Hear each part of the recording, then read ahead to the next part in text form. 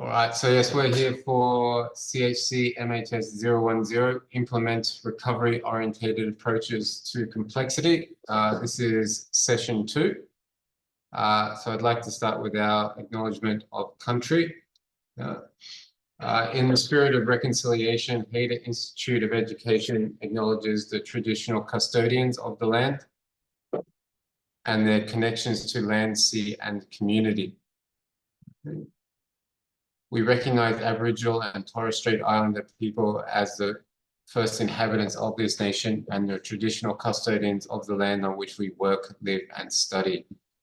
We express our gratitude for the sharing of this land, our sorrow for the personal, spiritual, and cultural costs of that sharing, and hope that we may move forward together in harmony and in the spirit of healing. We pay our respect to all First Nation people and acknowledge elders past, present, and emerging. All right, our usual housekeeping stuff, yeah? So we'll try and keep our breaks to around 7 and 8 o'clock tonight. So microphones on mute and your cameras on, please, if possible, and using the raise hand if you need to ask me a question while we're going through. Please, no smoking or vaping on camera. And as usual, be respectful of other people and be kind to yourselves. And if you need to, please reach out to your personal supports. All right. So I believe last week you finished up with Helen looking at complex cases there and right, all the different factors that can go into the complexity of cases, yeah? What we're going to pick up from today is looking at what we can call the contributing factors to these things, yeah? One sec, I'll just get the screen up for you to have a look at.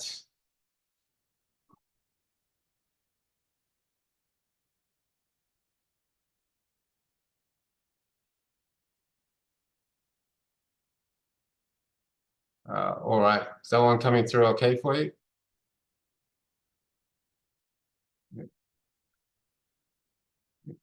Good. All right. So looking at the contributing factors, yeah. So basically the complexity or people who are presenting with multiple issues, right, can come from a lot of different avenues, yeah, or there can be many factors that contribute to that.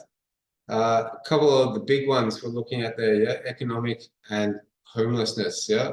Right. Sorry? So economic factors. Now, this obviously, if you're living with a mental illness, it can be hard to continue in your current education or employment. And as a result of that, it can lead to a reduction in the resources you have to support your life, yeah?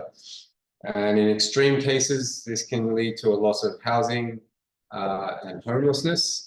Right, and obviously there is a very obvious and strong link between poverty and homelessness, and that's kind of like a self-fulfilling circle, yeah, that then leads to greater problems with mental health, right, and just kind of feeds on itself, and then economic factors get worse. That's it's like the snake eating its own tail, yeah, it just continues to lead into feed itself. Now, moving on, the other one's chronic disease. Okay, so obviously this is a little bit different to like an acute medical situation, such as a broken bone or something. A chronic disease can be, obviously goes on for a long time. So the examples that they got there, cancer or arthritis. Other ones can be like back injuries that lead to like a loss of functionality, and basically it leads to a long time where people cannot participate in or do their normal activities, yeah. On top, as well as that, disability, right, can lead to a range of physical and mental conditions that can limit a person's functioning, as it says there. We're lucky in our country, these disabilities are included under the the NDIS, which you know is the National Disability Insurance Scheme. But at the same time, that can also cause there to be some sort of vagueness or blurring of lines between what is a disability and what is mental illness. Okay. As you can see, there's a lot of reviews of the NDIS going on at the moment because of those perceived, or that perceived blurring between the lines. Yeah. Okay. Education. So we touched on this before, yeah, but obviously if you're struggling with your mental health, it is a lot harder for you to find the motivation to engage in your education activities. Right? And this can happen not just for adults, obviously kids can struggle with this as well in secondary school. But you would say majorly this is something that impacts on post-secondary education. Now, the education support services in NDIS don't really focus on adults though, yeah? There's a lot of supports for kids who are identified with learning disabilities, such as ADHD or ASD. So a lot of supports inside NDIS for that. But mental health wise, for adults outside of that, there's not a lot of support in place at the moment. In the justice system, right? Obviously, living with a mental illness can lead to encounters with the justice system. You know, you got to watch the news to see how often that's sort of happening with the police. So it's estimated at the moment that half of the prison population in Australia is living with a mental illness, and obviously which makes them very overrepresented in that as well. And again, that's kind of like a self-fulfilling prophecy. Yeah, the experience of being in prison then exacerbates that mental illness. It makes it worse. So when they get out, they're more likely to be or recidivist, yeah, or what they call like offend again, would put the layman's term to put it in. So again, it's like that economic homelessness cycle, right? It just exacerbates itself and becomes a self-fulfilling prophecy kind of thing. Yeah. All right. So 6 contributing factors that we had there in that one, yeah? So economic, homelessness, chronic disease, disability, education, and the justice system. Does anyone want to ask any clarifying questions about that before we get in and do a bit of group work?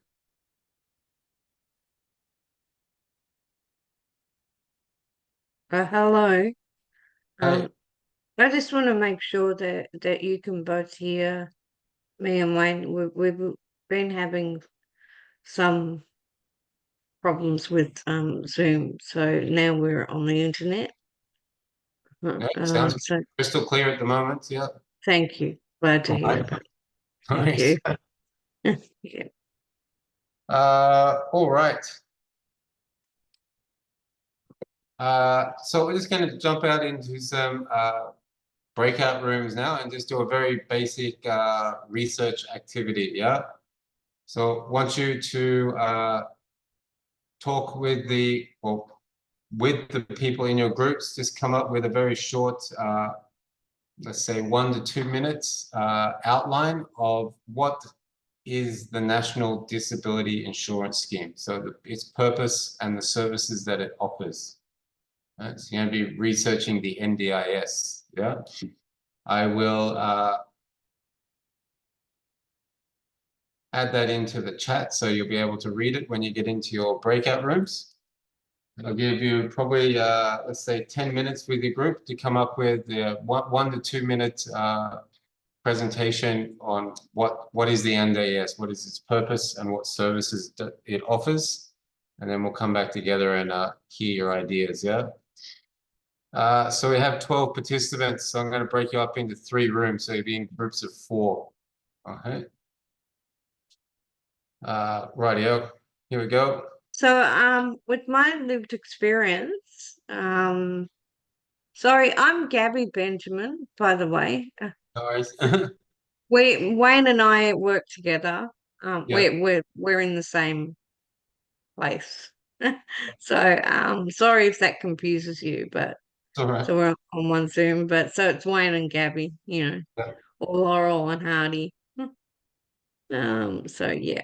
But no, I actually, through my lived experience with NDIS a few years ago, um, I did go for an assessment. I've also done a certificate which anyone can do. I just don't have the address on me at the moment, but anyone that's looking for um, support work or anything like that. It's a government funded course, and it goes for about 30 to 60 minutes. And then I just can't find that certificate because it's actually, government funded.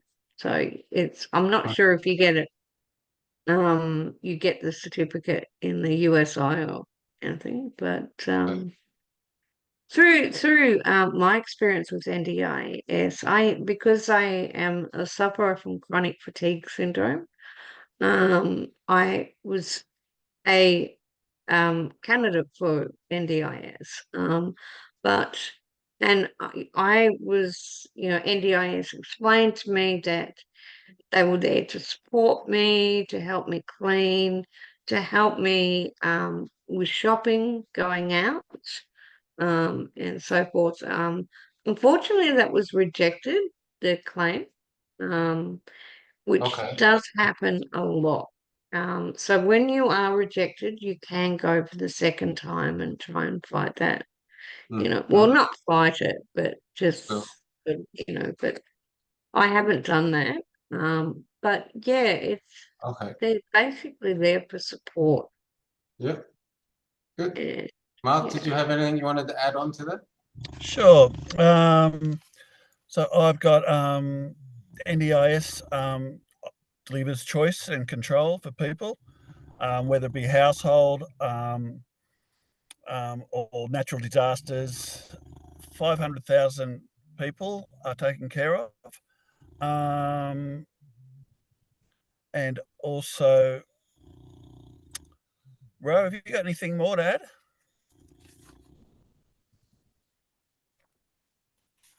And that's about it for me. Yeah, it's an insurance-based scheme. It's an insurance-based scheme with a lifetime approach.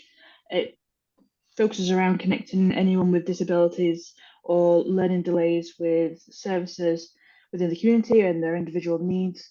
Services such as doctors, community groups, clubs, schools. The supports it provides is around daily activities, workplace help, help with household, like keeping your household clean and stuff, transport, therapeutic support, and any home modifications that may be required. And it's part of a broader strategy around the disability help. Uh, You know what I got. Excellent. Good. All right. Group 2, anything more you want to add into that one? So group 2 was Alex, Lee, Sital, and Zoe. Yep. Yeah, I spoke a little bit about how the NDIS is, how it's an insurance agency, but it runs different than the TAC. So the NDIS is goal-based. So the funding is given to the participant and, with the evaluation, the reporting that they are achieving this goal. Whereas TAC is an insurance base to just give the money, and then it's up to the participant to work out where they want to put their money, and they don't monitor it either. So I was just explaining to my little group the difference between that funding agency. Yep. Okay. Nice. So is there any difference in the services between those 2 agencies? Sort of, in a way that it's sort of, they don't have support coordinators per se. You have a case manager, and they may put you onto a service, but then they kind of hand it off to the service, and then you would just go for them for like major money, where you, as you need, you know, like $5,000 for a medication, you would go for them for that. Yeah. But as far as TAC, they kind of give the money and then leave. Okay, good. And room 3, Alicia, Evelyn, Nancy, and Rose. Yeah. Anything more you want to add on to that one? I think everyone's really covered it, to be honest, in what, because we're like the last have named and said everything. Yeah. So what do you, well, how about the actual services that say supplied, yeah? So we'll put them into the chat here. So there's 15 that they list that the NDIS is responsible for there, yeah? So it's in the chat. Okay. Some of those are pretty broad, yeah? So could mean which is, I guess, based on the fact that it's not paid for a particular thing, yeah? And participants do have some control in what they use their money for, yeah? All right. I'm gonna have a look now at what we call what is the how do you say the basis for NDIS and these other support programs, yeah? And basically it's looking at the difference between the medical idea of disability and what they call the social model of disability. Has anyone ever heard these terms before? Yep. Yeah, so basically the idea is that in the past, the medical profession thought, right, this person has a disability, that's where the problem lies and that's what needs to be fixed. The social model is more like actually maybe some things outside of the person need to be changed to allow them to participate, yeah? So we're going to watch a short video now, the woman pretty much outlining that and hopefully doing a much better job of it than me. Okay, so we had it, yeah, the social model of disability. Does anyone have any thoughts on that one?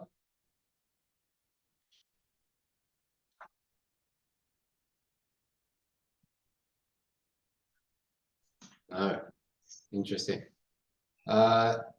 So basically that has been what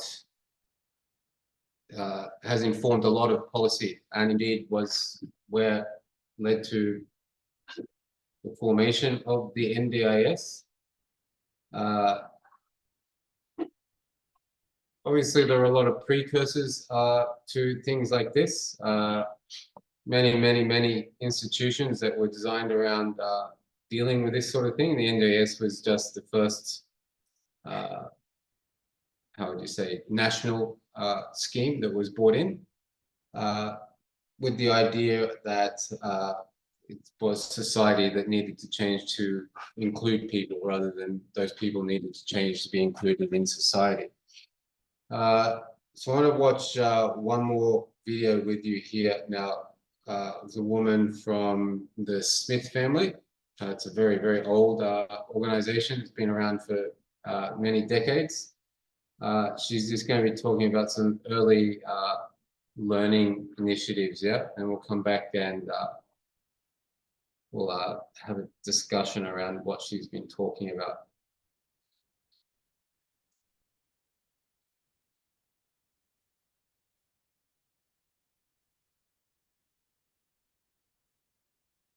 All right. So what were the 2 initiatives they had in there?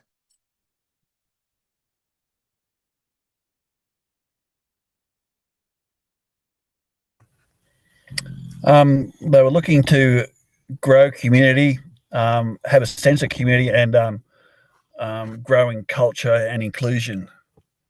Definitely, yeah. What was and so they had 2 specific programs that they were running, yeah? The first one with the school-age kids was, what was it called? Yeah, early literacy reading. Yeah, the Reading Bug program, yeah? And then the Yeah. second one was for kids not quite at school yet. What was that one? It was called the Hub. Yeah, the Play Hub. Yeah. Sorry. Yeah, Rose. What?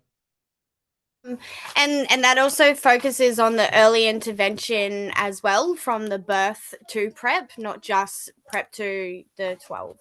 The play group. Yeah. So yeah, definitely.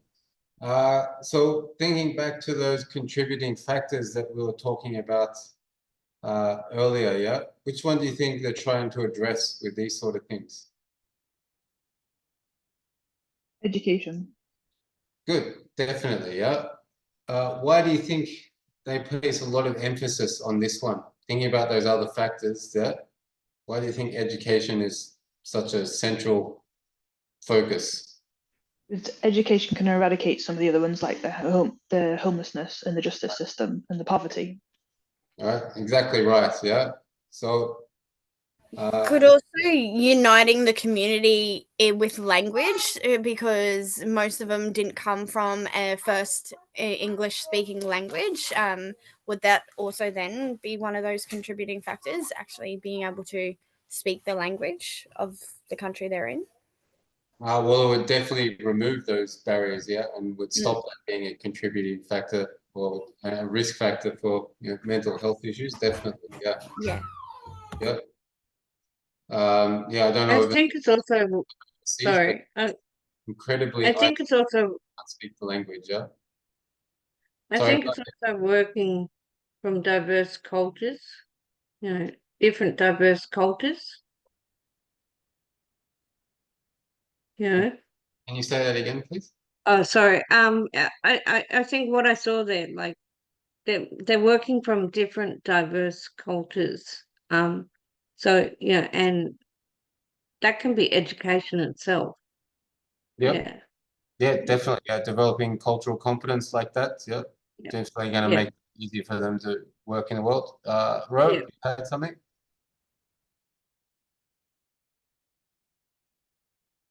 You're on mute, Ro.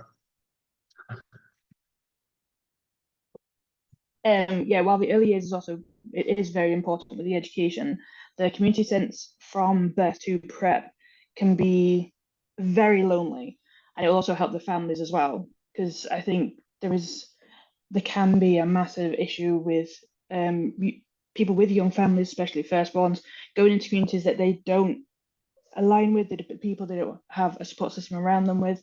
It can eradicate some of the issue. If you do have a community, it can eradicate some of that isolation issue that can come from new families as well. So it's the small children plus the families themselves. Yeah, very true. What have you got in? Yeah, so Leah's just added in the chat that helps children understand cultural differences and removes the stigma around those differences. Yeah, it's very true. All right. One second. Let's get out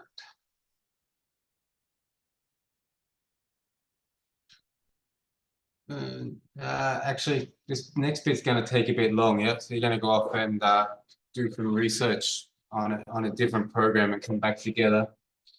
But it's about a 25 or 30-minute activity, yeah. So we might have our break a little bit early, yeah.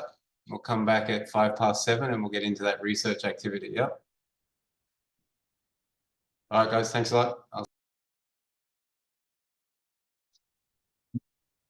All right, everyone, welcome back. Yeah.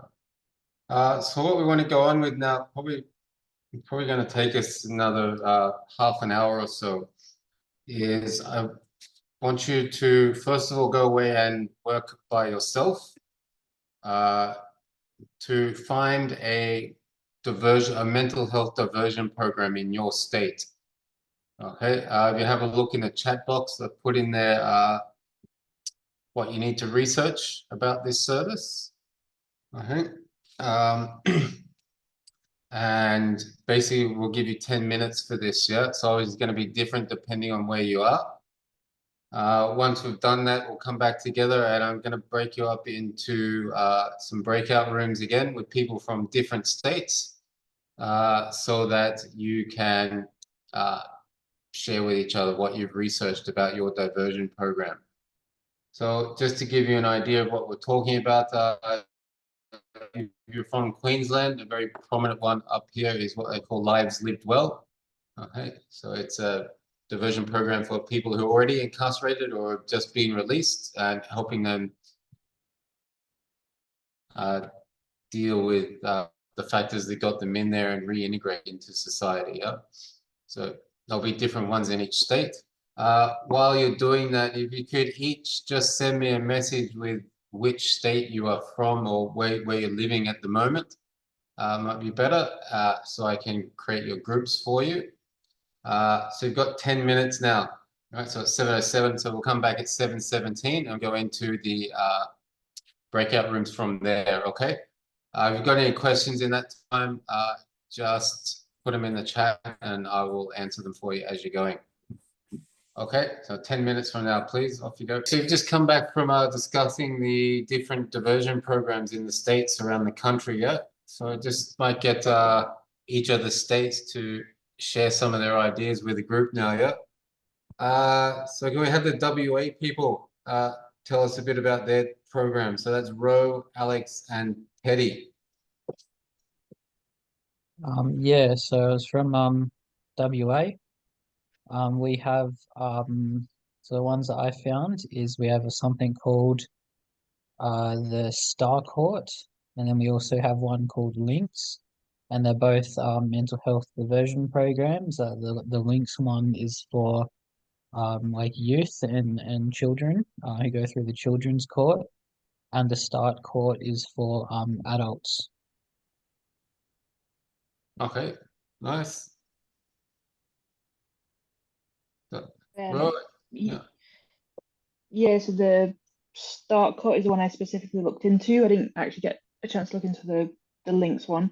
It's in partnership with the Department of Health, Department of Correction Services, WA Police, Legal Aid, Aboriginal Legal Services, Outcare, and Mental Health Law Centre, and it aims to stabilise situations and provide positive legal outcome and reduce the future contact with criminal justice system. Eligible people must have or must be living with mental illness except they committed the offence and be eligible for bail, but participation is fully voluntary and runs out of Perth specifically, so you have to be able to get to Perth regularly. The function is to provide access to mental health support services. Support for substance abuse. Regular appearances to Start Court is necessary for a period of 6 months. And that's Good. the main information I got. Is that Teddy and Ro? Alex, anything else you want to add in there? Sorry, you already spoken. Teddy, anything else you want to add in? No, all right. Let's hear for some Victorian people, yeah?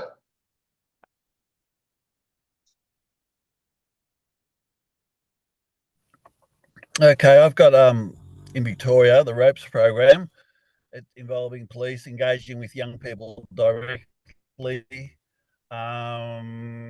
youth justice plan encouraging young people to take responsibility for their behaviour through education, community anger management courses, and letter of apologies. They are encouraged to accept their own behaviour. And it's a lot between the police and the courts. Also had an local police and Aboriginal service working together. Yeah. Okay. Nice. Any other Victorians want to add on to that? Yeah, I will. I found one and it said that the people eligible are the ones who it needs to be finalised in the magistrate's court and it can't be too serious. Mm-hmm. And then if it is, then it's to be held by the county court. It's not fixed or a minimum penalty. And they must acknowledge their responsibility for the offence. And then they might also have to apologize to the victim and make sure that they're actually doing things like action things to, you know, repent, I guess. Say, you know, apologize, donate money, engage in counseling, complete voluntary work, do other things like trauma awareness seminars, so road trauma. So yeah, that's, anyone know the official name for that sort of process? Diversion. I don't know. So that's what they call restorative justice, yeah? I did not know. Sometimes available for people at low level ones there. So they're meeting with the victims, discussing the offense, apologizing for it. Yes, they're going on and then doing programs of like work and stuff. Yeah. So obviously not available for everything, but yes, so less serious crimes, that sort of thing comes up. Okay, New South Wales. I believe we had Biba and Nancy from New South Wales. What's going on down there? Hi. So I had the merits program in New South Wales. So in order to be eligible for this program, you have to be 18 and have no offences that will be heard in the district court or a sexual assault matter. You have to have a drug and alcohol addiction and or substance abuse, pardon. This is a voluntary program that runs for 12 weeks that works alongside the local court. Sorry. Let me just read it again. I struggled on the alternative pathways. Yeah, okay, that's what I've got, guys. All right, no worries. Thanks, Nancy. Biba, anything else you want to add in today for New South Wales?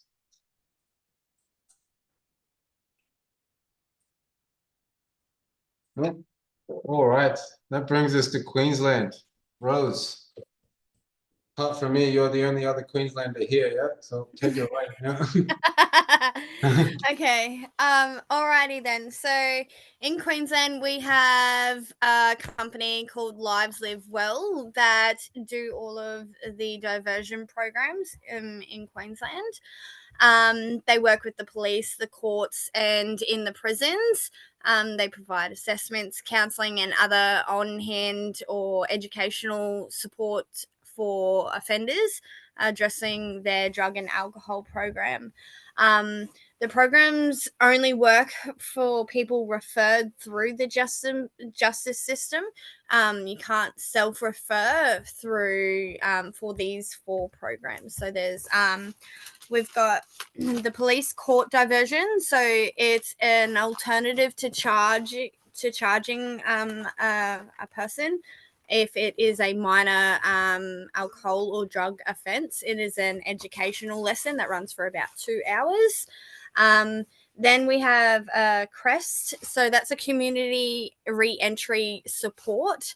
So that is based on an individual's particular circumstances at the time. So whatever they need at that time, once they're released from prison, it can either be referred through their parole or as part of their bail conditions to join in, to link in with a CREST worker, and they're able to help out with things such as enrolling them or referring them to a rehab, or whether it be to getting their Centrelink done, or other things that they need on a personal level, like that they actually need somebody there.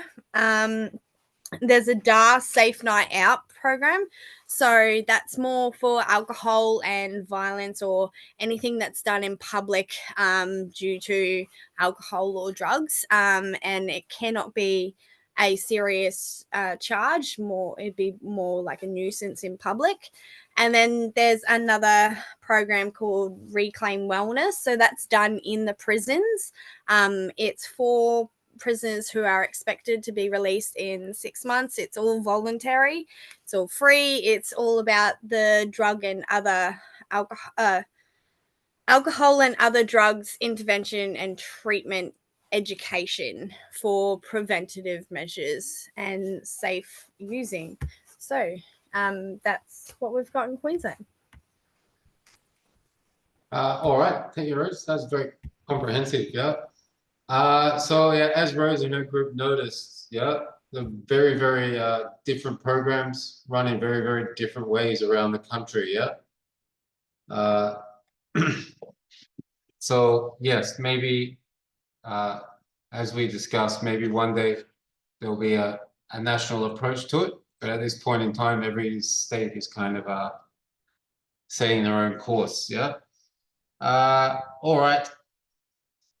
We're a little bit early for our break again, but yeah, I don't want to get into the next lots and then stop after a few minutes. Yeah. So we'll go and have our 10 minutes, come back at, 4 minutes past 8. Yep. Thanks, guys. Okay. So welcome back.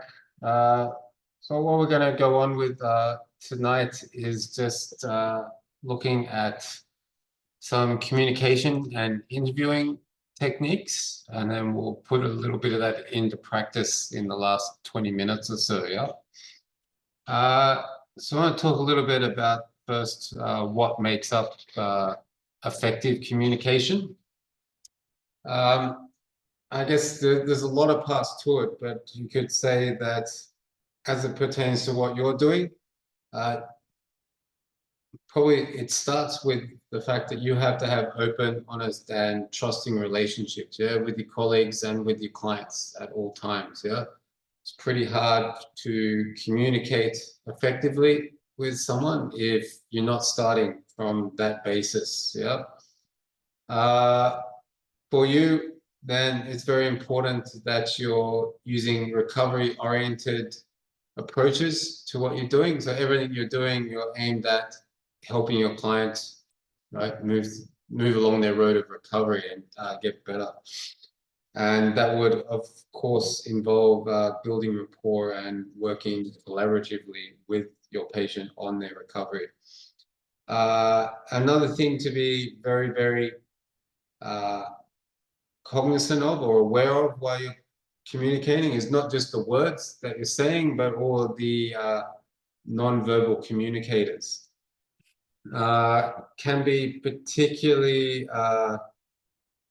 important that you avoid something that is called message incongruence. Okay, has anyone ever heard that term before? Message incongruence? No. And it's pretty much the easiest way for you to lose any rapport that you have with your client and lose that honesty that you have with them.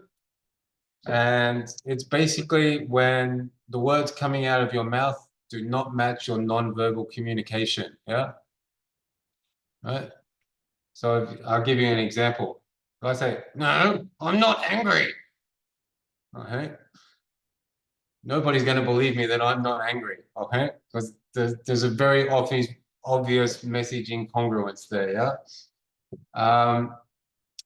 So that's just something to be very aware of, right? You have to say exactly what you mean and make sure that everything you're doing is communicating that in a congruent way. So because your clients will pick up on any sort of difference there.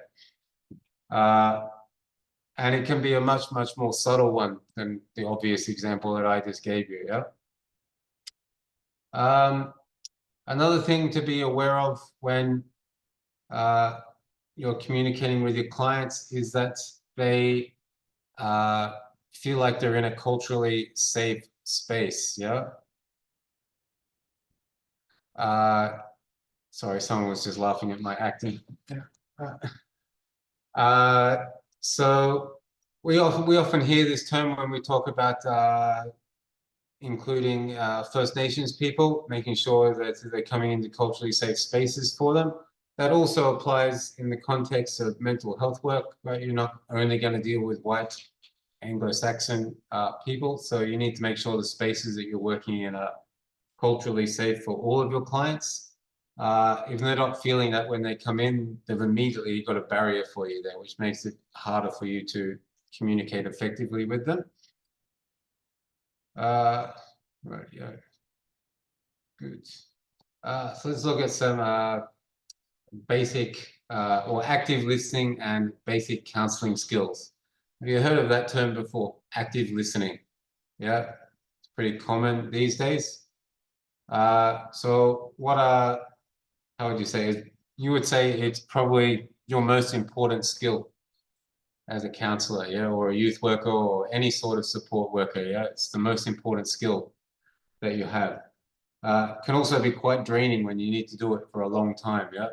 So the better you get at it and the less thought and energy it takes out of you, then the easier it will be for you. But yeah, so that basically means that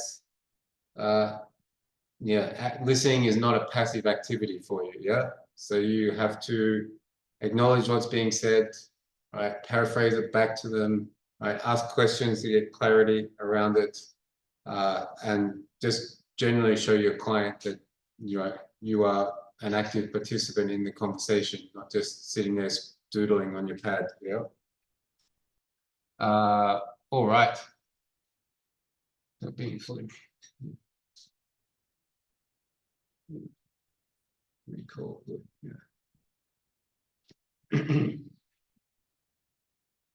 So on that message incongruence that we were talking about, so some ways that you can avoid that whilst you are actually listening to them. First one is proximity, yeah? So I demonstrated it before I said it there, but if you do this when you're talking to someone, okay, that straight away gives off the impression that like what they're saying is like it's shocking you or offending you or annoying you because you're increasing that proximity. All right, the same with doing it the other way, like getting closer, right, is just as bad. So you'll know your clients. I can't give you like you should stay this far away from everybody. For like different people have different expectations. You'll know your clients. But the main thing is once you've found the distance that they're comfortable at, that you maintain that distance for the entire time that you're talking to them, yeah? Also, this one, if you've got a swivel chair, right, don't swivel, right? So you want to face the client, you want to make eye contact with them, maintain that distance, yeah, and avoid fidgeting with your body language in that, yeah? The hardest one as well is you have to manage your facial expressions, yeah? So again, that can be another way that you get message incongruence, yeah? So if your facial expression is one of boredom, but you're saying, no, no, I'm really listening to you, then they're not going to believe you, right? Almost every single time a person will make a decision based off your non-verbal communication rather than what you are saying, okay? Now, there's been studies done on this that it can be as little as 5% of the time they will make a decision based off your words, and the rest of the time it'll come from your body language or your facial expression, yeah? You might have heard that reported that like a certain percentage of communication is non-verbal. That's not so much true, right? What they're saying is that people put a lot more stock in, and they think it's way more important that your non-verbal stuff is a lot more honest, basically, yeah? Right? Anybody can say anything coming out of their mouth, right? But your facial expressions and your body language is a lot harder to control, and therefore people find it a much more honest representation of what you're saying. And a lot of the time, that's what they will base their decisions on, yeah? So it's very important for you to be aware of that and make sure that whatever it is that you're saying, that it's matched by your non-verbal communication markers, yeah? Good. Yes, Wayne. Gabby, sorry, Sorry, Gabby. I'm confusing you. Yeah, I think what you brought up was very, very important. You know, and you know, from client to worker, you know, it's very important. Even when you start off with good rapport, and you think, okay, my client trusts me, I have the rapport, it's important to keep going and to keep going with that flow throughout, because from what I've seen is that if that flow suddenly stops and we're with gestures or the way you talk, the way you perceive the client, if that suddenly stops for one moment, then that rapport can suddenly go. And if that person is having trust issues, that's not going to work. You know what I mean? So it's really important to, start but continue with that flow. Yeah. Yeah. And it is a difficult part of your jobs, yeah, because it Yeah. takes a long, long, long time to build rapport and trust, Mm. and it can be destroyed very, very quickly. Yeah. Exactly. Yeah. So a good trick, I guess, if you find yourself starting to drift because you're in a particularly long session or it's your last session at the end of a long day, is do not let your mind wander. Yeah. So every time you find yourself going to something else, you have to snap yourself back to the present, right? Because it's I don't know. I remember this most from university. Yeah, if I wandered off from listening for 5 or 10 seconds, then I was gone. Yeah, I was off on a train. Yeah, so if you can train yourself to snap back to the present as you're feeling yourself starting to drift, that's a good way to maintain that one. Another good way too is to break up your involvement in the conversation. Yeah. So usually I would try and let person finish a complete thought before asking a question and summarizing and paraphrasing. Right? If you're struggling, try and interject and get your summarizing and paraphrasing and asking a question more often throughout it. Yeah, it's harder for you to drift off if you're. Yeah, so I'm not saying talk more, right? What I'm saying is talk more often in little chunks. Yeah, just two good ways to keep yourself in the conversation. And keep yourself attentive in the conversation is probably a better way to do it, yeah? Good. All right, so some of the other what you want to be doing as well. Sorry, Alicia, go. In like the coaching industry, they also there's a thing called a break state.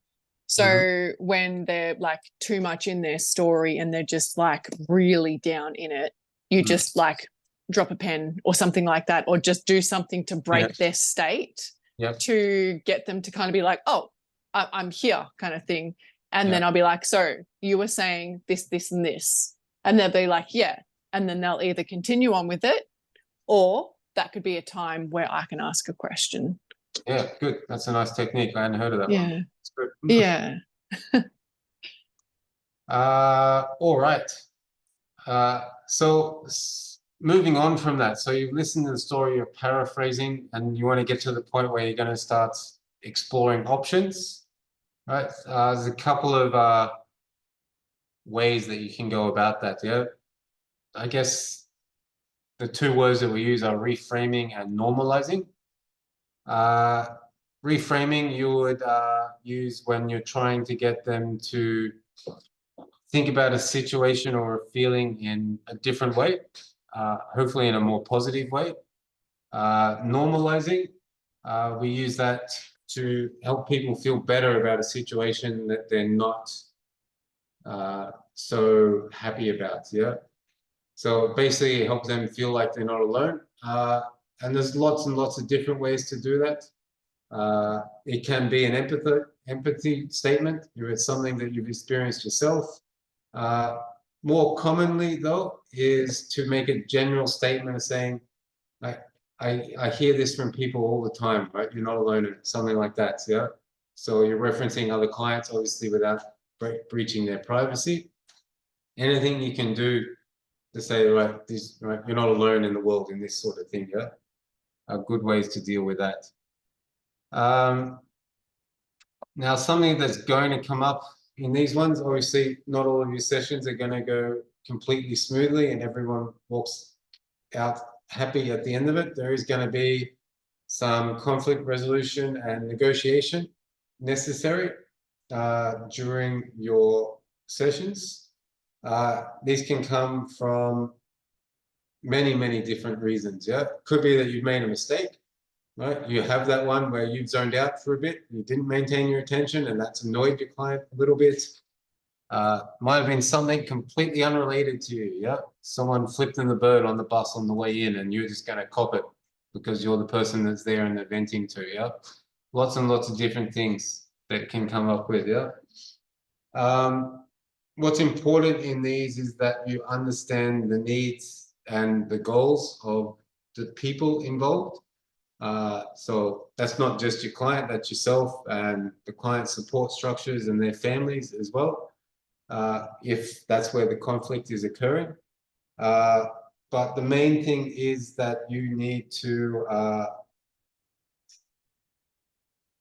clear up this conflict at the same time as you preserve your relationship with your clients. Yeah.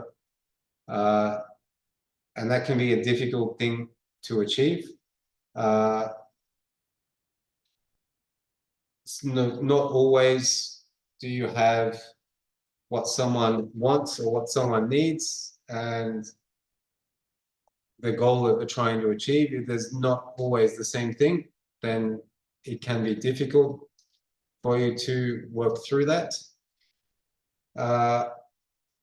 But a successful conflict resolution will understand all of those things and find a way to a middle ground, you might say. Yeah, that's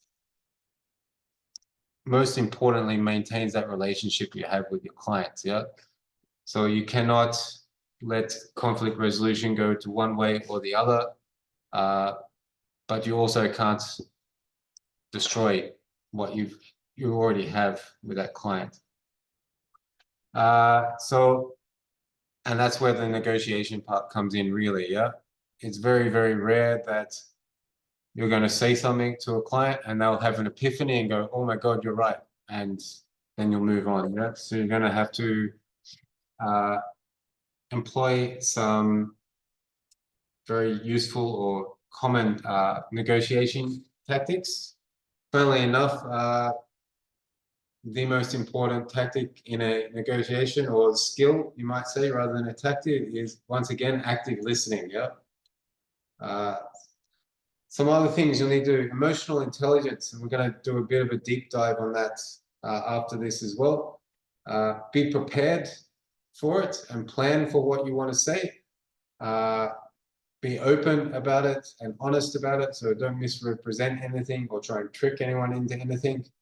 So remain calm at all times, but also be assertive when you have to. Right? There are some things that you won't be able to negotiate on. That will be just company policies or state laws, and you have no way around it. So you will need to be assertive at times. It's important, though, that even when you're doing that, you remain calm.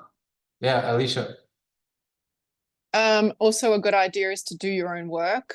In other words, like do your own mental health work, go see your own like therapist, psychologist, coach, or whatever it is, because when you're balanced in your perceptions, then you're not going to get triggered or like angry or aggressive towards someone if you've already kind of like balanced that out yourself. Yeah, good. That's how you take care of yourself as well. Yeah. So I'm sure you've all heard the term emotional intelligence. Yes. Anyone not heard it? It's been a bit of a buzzword for about 20 years now. And a lot of people do throw it around as a bit of a buzzword, but it is an extremely impressive tool to have in your arsenal. Yeah. And it's not something that like you just learn. So it's not a diploma. Yeah. You don't get a diploma in emotional intelligence and you go, great, now I've got it. I don't have to study anymore. Right? You start now and you stop learning probably the day before you die. Yeah. Right? It is a constant evolution of improvement based off self-assessment, peer assessment. Failing is quite often a good way to improve your emotional intelligence. Yep. The important thing is that you look at it like that. It's a continuum. It's not, there is no end point. Yeah, you can always do better. Yeah.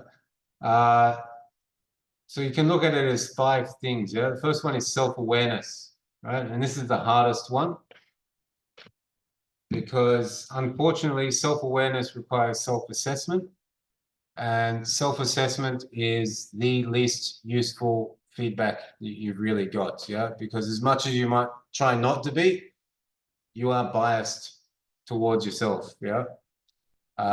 So self-awareness is good. It comes from self-assessment, but wherever you can, improve your self-awareness by seeking feedback from other people. Yeah. And actually listening to it and taking it on board. Yeah. It's a tough one though, because you have to seek it from the right people. Right? Feedback from people who just want to tear you down is not useful feedback. Yeah. Feedback from people who actually want to help you and help you improve. Right? That's what you can grow from. Yeah. So find those people in your life and regularly seek feedback from them. Self-regulation. All right. So this is your ability to control your actions, regardless of how you're feeling. Yeah. It's how do you say? I think of it as that everybody should have a 3-step process. Yeah. Feel, think, and speak. All right. If you miss any one of those steps, then something's not going to go right. Okay. And quite often when conflict comes up, it's because people feel and then they speak and they miss that think step. Yeah. Right. It can quite often lead to a boil over as well, because someone feels and thinks and then they don't speak and it builds up inside them. Yeah. So that's pretty much what the meaning by self-regulation, right? Everyone has emotions. You can't stop having them. You will feel for the rest of your life, right? The regulation is to, engage the brain, understand where the feeling's coming from, and then speak, yeah? Motivation. So there's a very, very famous TED Talk now, I think it was, by Simon Sinek, yeah? So people don't buy what you do, they buy why you do it. Okay, you probably heard it, the golden circle, yeah? That's pretty much what they're talking about there, yeah? And your motivation comes from understanding not just what you want, but why do you want it, yeah? Right? So if you want to do that for yourself, a very, very good episode or a very, very good tool to do with that, and do it with a partner rather than yourself, is just keep asking. Most people say the 5 whys, but sometimes it can be more, sometimes less. Right? But keep drilling down on your answer to a question by asking another why question, another why question, until you really get down to the absolute base emotion or the base feeling that's driving what you're doing. Yeah. It's a very, very good tool to understand your motivation. All right. Number 4, empathy. All right. So this is the old adage, yeah, walk a mile in another man's shoes, or another person's shoes, we should say these days. Hardest thing to do though sometimes, because you're going to be dealing with people from various walks of life, lots of different ethnicities with an absolute multitude of different lived experiences. Yeah. It can be very, very hard sometimes to empathize with them and put yourself in their shoes. But it's also the best way for you to achieve that rapport and that honest and open relationship that you need for effective communication. Yeah. A good rule that I like to use here is always start with curiosity. Yeah. All right. So if you're not sure how to empathize with someone, don't say anything, ask something. Yeah. Right. Always start with a question. Right. Another good thing to remember is every person in the world has the same favorite topic of conversation. Right. Everybody's favorite topic of conversation is themselves. Everybody loves to talk about themselves. So you ask them questions about themselves, right? That'll break down the barriers, and will help you get to that point where you can empathize with them. Yeah. And then the last one, soft skills or social skills, we say. Yeah. So it is very important for your emotional intelligence that you are able to act in social situations or survive in social situations. Yeah. This is the one I find the hardest. Yeah. I'm more of an introvert than an extrovert, but being able to form relationships and manage relationships is a very, very big part of emotional intelligence. Yeah. How do you say? And this is pretty much the part that will allow you to deal with conflict as well. Yeah.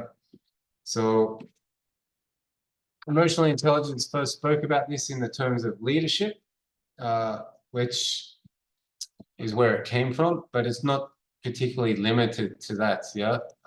It should be a goal of everyone in life. Yeah. The more people learn about this, the more people do it, the better that the entire world will communicate with each other. Yeah. So it's a very, very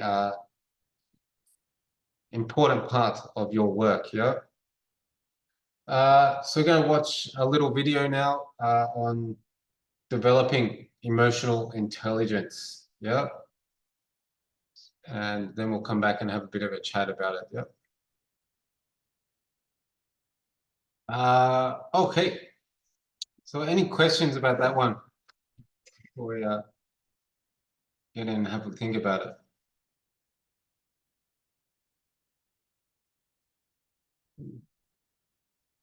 No, we're all good. Okay, so we're going to go out into breakout rooms. Just a quick one, 5 or 6 minutes. Yeah. What I want you to do is discussing in your groups just what you think you need to work on, or what are those 5 steps that we just spoke about. So I'll put them into the chat box so that they're there for you. Which ones do you think you want to work on now? And who do you think you can go to in your life at the moment? Who is currently in your life at the moment you could go to for feedback on these sort of things? Yeah.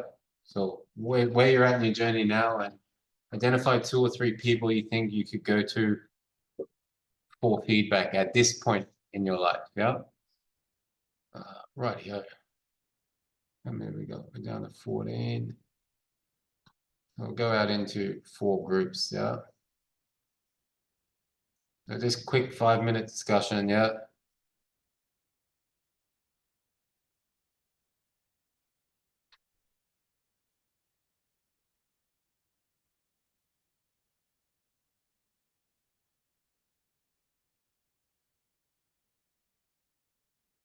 All right. There we go.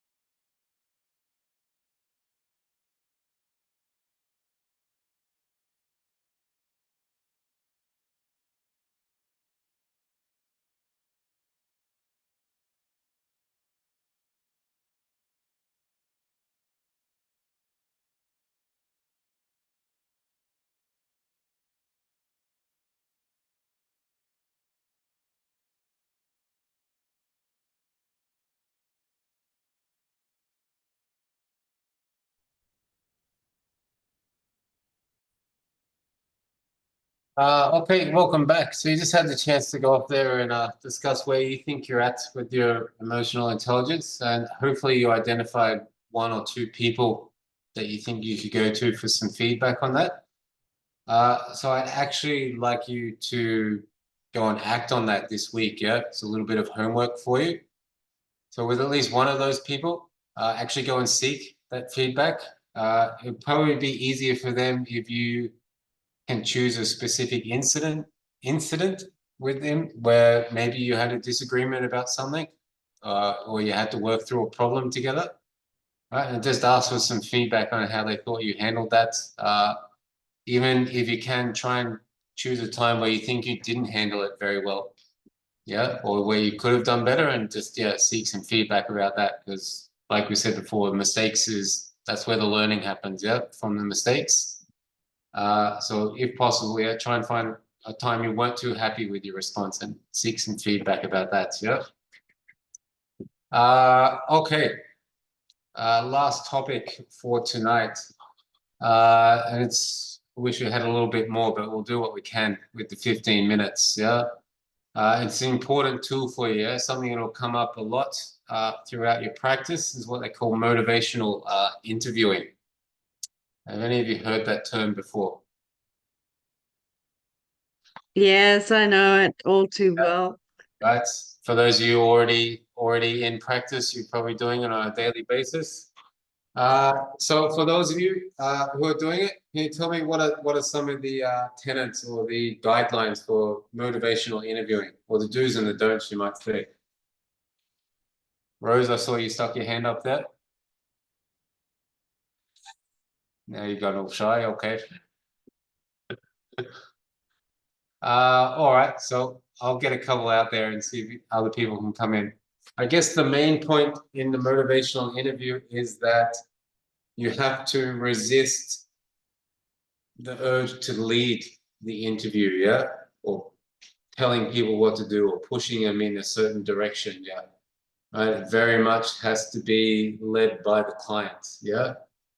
Right. So don't think about yourself as a travel guide who's going to take you to all the interesting places, yeah.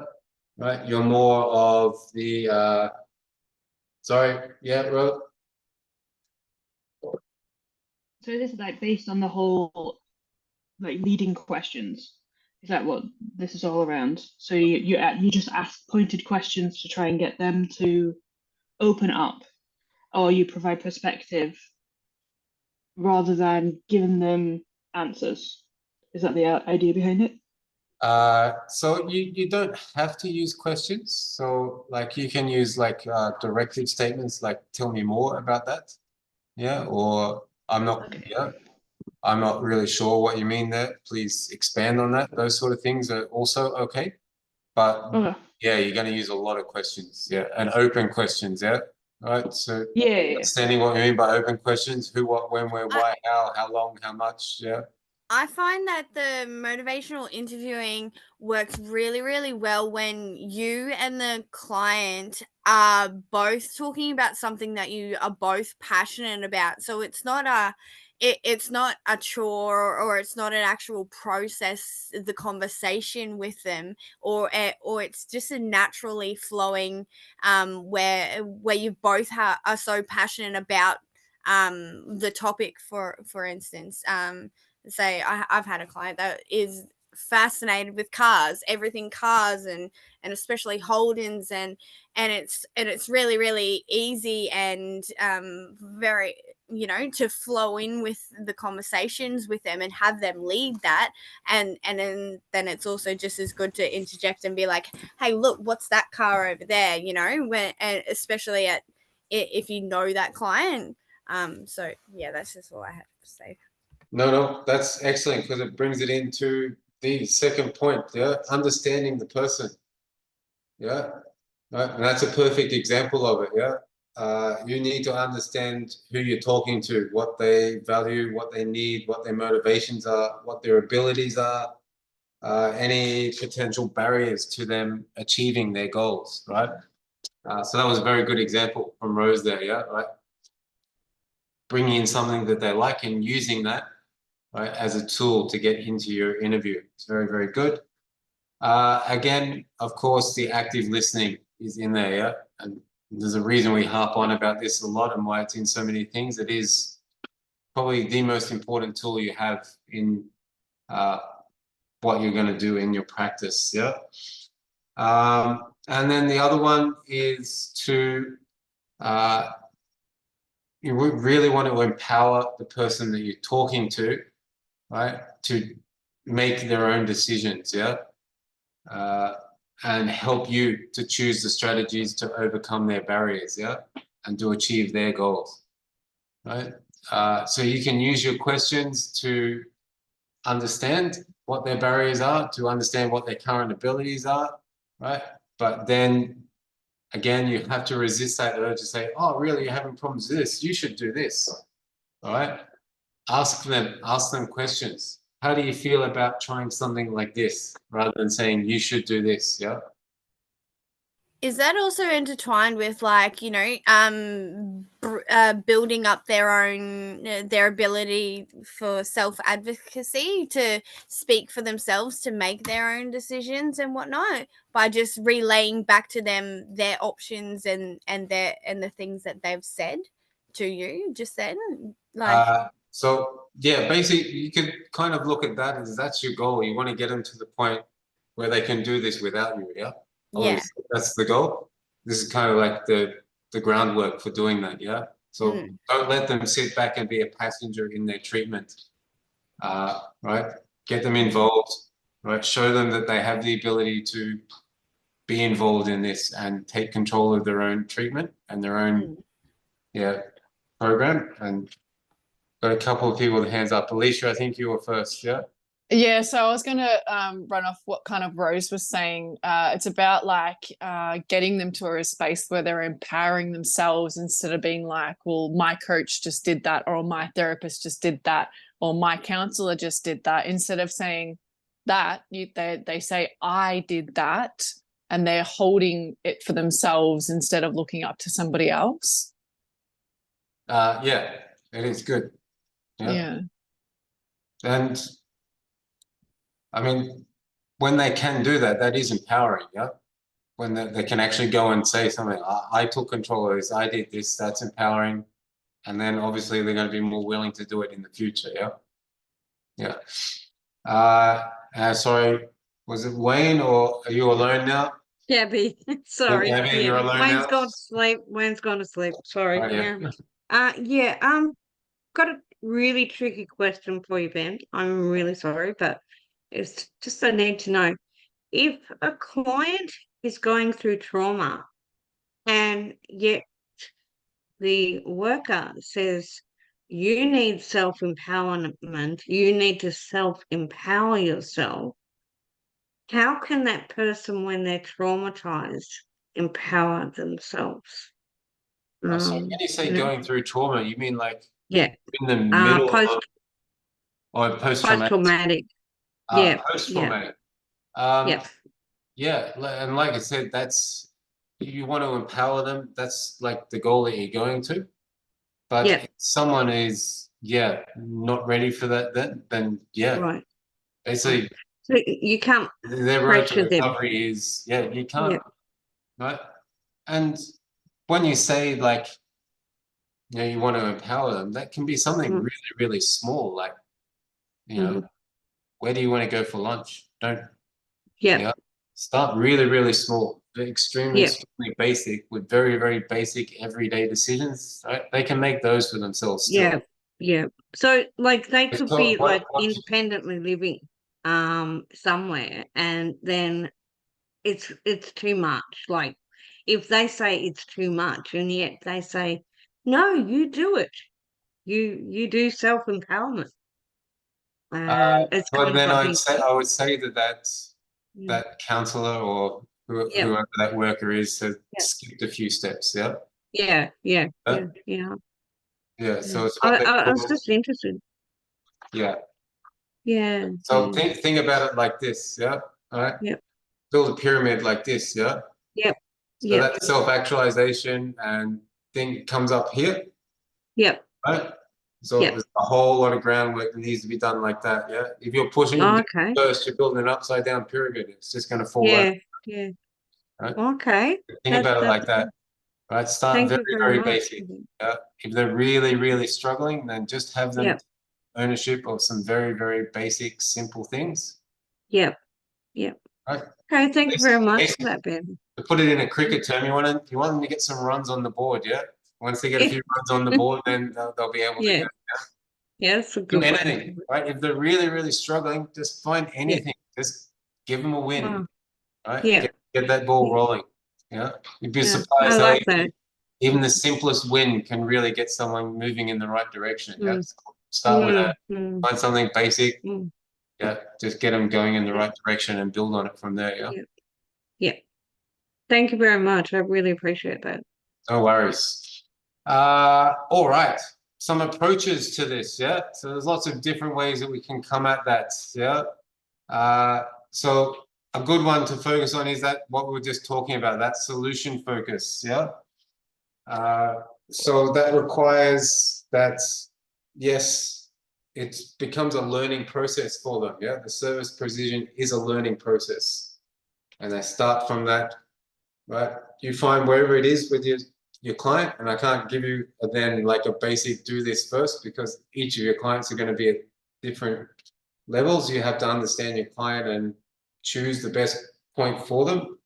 But that's exactly that. Focus on solutions, understand their capabilities and their strengths. Okay.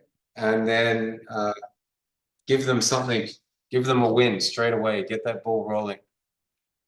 Yeah, Alicia. I find that understanding their values, so like what Rose was saying, like if they're interested in cars, you've got to figure out like what they're doing every single day and what they value the most. And then that's kind of how you can get to know them and understand them. And then that's how you can approach them by that way, talking about the things that they love or they like or they do, or, you know, who they hang around and stuff like that. Yeah. And it is, I mean, like most of my experiences with kids, and I've sometimes spent 5, 6 times meeting with a kid doing nothing but just talking about all that crap music that they listen to. But that's what it takes, yeah. Yeah. Obviously, I never let them see that I think it's crap music, but yeah, and that's not going to be any different with any client that you have, yeah. Might be a little bit easier with adults. And Jovi. I said crap music. Bon Jovi's good. Yeah. Yeah. So whatever it is, you have that. You're not going anywhere until they trust you. Yeah. And that's going to take different amounts of time for different clients. Yeah. So very, very closely related to that solution focused one is a strength-based one. So again, that comes down to understanding your clients, understanding what they can do, what they're capable of, but also understanding that you will only know this by listening to them, because the only person in the world that completely knows your client's strengths is your client. Okay. So yes, you can get to understand their strengths and capacities, but you can only get there by talking to them and listening to them. Yeah. All right. Have a look. Next one we're going to look at what they call the cognitive behavioral approach. Yeah. So really, really big word, cognitive behavioral. And it's basically a way of helping people reframe the way they're thinking about something. Yeah. It has been posed as I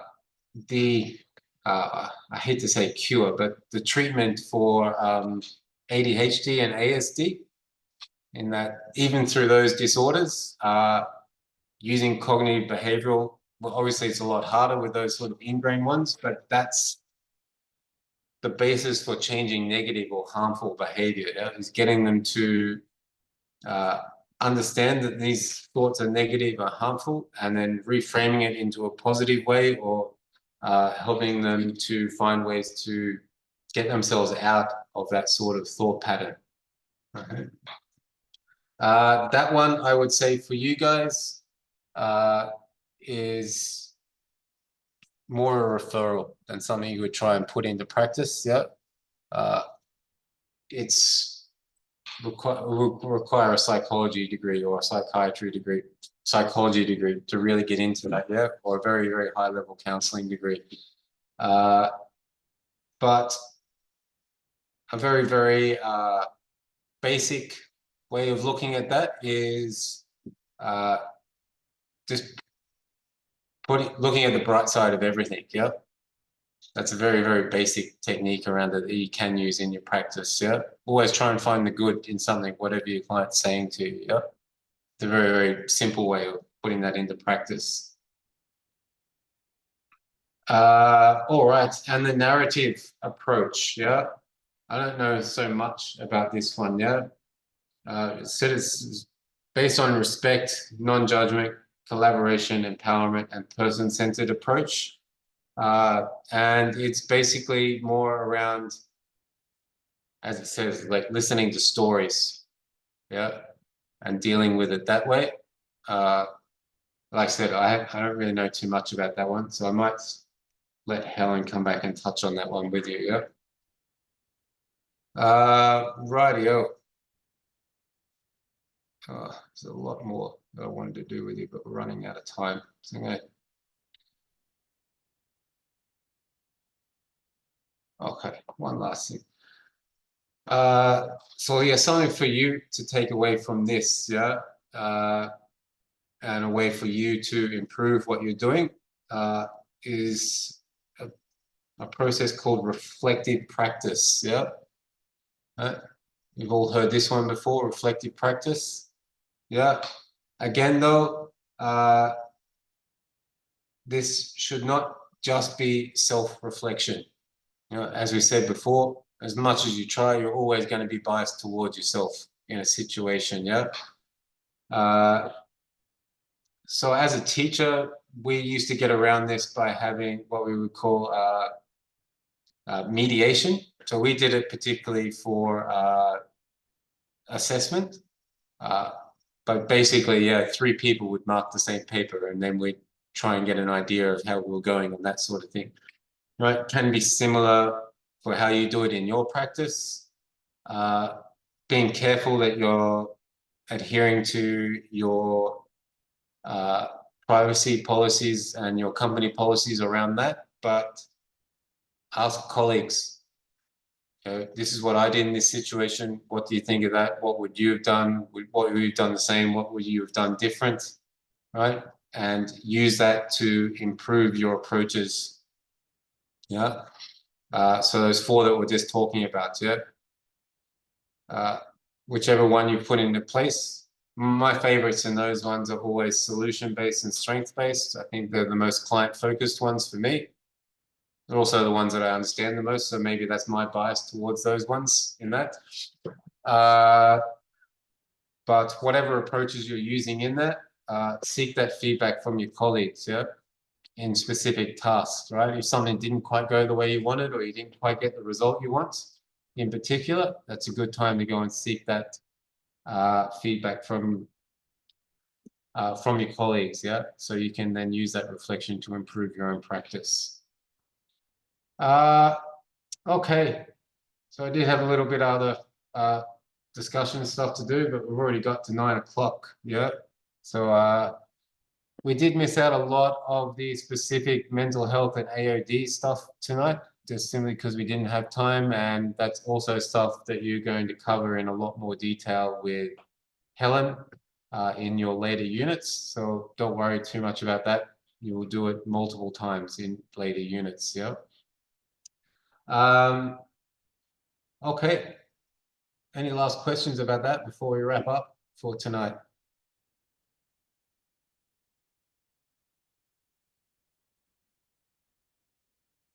No, but thank you, Ben. No worries, guys. I had fun that I session. I knew enjoyed that it. we were actually, Thank you very much for the yeah, I positive knew that we were feedback getting too, yeah? another teacher. Yeah, that's okay. I knew we were getting another teacher, but See you yeah. guys. Thank you. Bye. Bye Bye. bye. Thanks, Ben. Bye. No worries. I'll see you all next week. Yeah. Bye bye. Bye.